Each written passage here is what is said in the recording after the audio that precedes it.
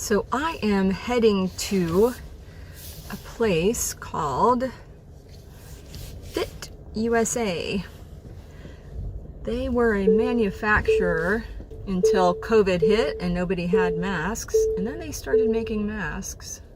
Hey, don't touch that. You don't know where it's been. They're all over me. One in particular has passed the droplet test. You get some of those because since COVID started, I've been seeing patients remotely, but I have not seen them for testing. And I need to see a little guy for testing in person. And I have an N95 mask. It's actually a painter's mask that I accidentally found at the paint store. But it's a pretty heavy duty mask, and he would not be able to hear me talking to him and testing him through that mask. Plus it's a little intimidating looking, and it's super heavy. Luke, I am your father. So, I am heading out to go get some masks from FitUSA that I ordered.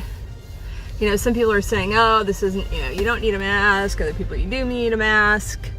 But for me, I have to have a mask because I'm immunosuppressed. So I take medication every day for rheumatoid, which I've had since I was 12. And I've talked about it, my joint replacements on other videos. And so in order to treat the rheumatoid, I take immunosuppressive medication every day. So, yeah, I'm immunosuppressed even if COVID weren't around. I gotta be careful. So, I'm looking forward to these masks. I got a white one to match my lab coat. Got a black one, whenever I'm feeling all, cool and black. And my daughter's favorite color is black. So, she's gonna be super excited that I got a black one for her. Alright, looks like I found it. I guess I'm here. So I just picked up the mask. It's interesting. It's like a really interesting shape. I think I have it on right. I feel like these are like the plague masks, like where people used to wear them. They had that like long bill on them. Do you feel like a doggy or a horse? You want one, Izzy?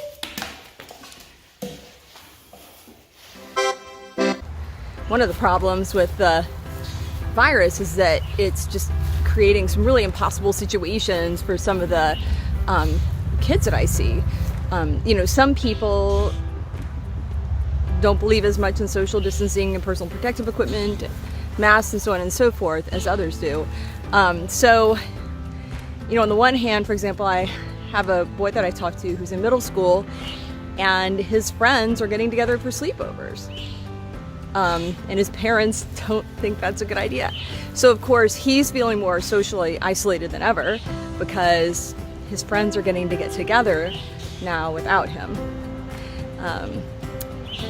Just saw a new kiddo today, adorable, and she has obsessive compulsive disorder and is extremely concerned with cleanliness and the like. And so you can only imagine what the virus, the pandemic has done to her. Many people will say, oh, I'm so OCD, meaning that they like things very particular. But actual obsessive compulsive disorder has to do with obsessions and compulsions that interfere with daily existence. So obsessions are thoughts that go over and over and over in one's mind, and compulsions are things, are behaviors that are actually done over and over and over. For example, hand washing or locking a door or other sorts of repetitive behaviors. And for example, hand washing until one's hands are actually raw. An inability to get out of the shower because not really knowing when you're finally clean. Many different examples that really make daily existence so difficult just across the spectrum. You know, and obsessive compulsive disorder tends to be pretty driven by anxiety. So also if there's some sort of anxiety about some sort of a situation that's going on, you know, that can even be worse. You know, I always say that a little bit of anxiety for somebody that, you know, doesn't have obsessive compulsive disorder, but just a little bit of anxiety in general is not necessarily a bad thing, because it can be a bit of a motivator.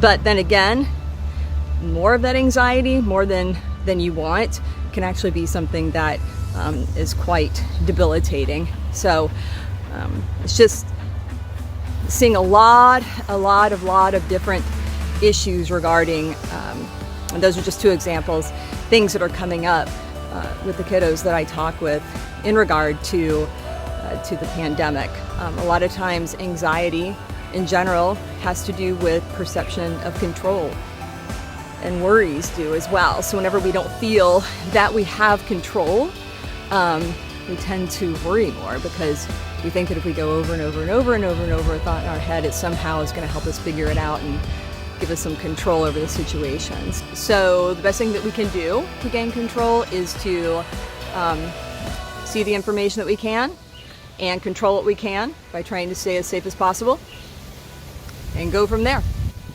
And remember, it's all good, and if it's not, we're going to make it that way. Hang in there.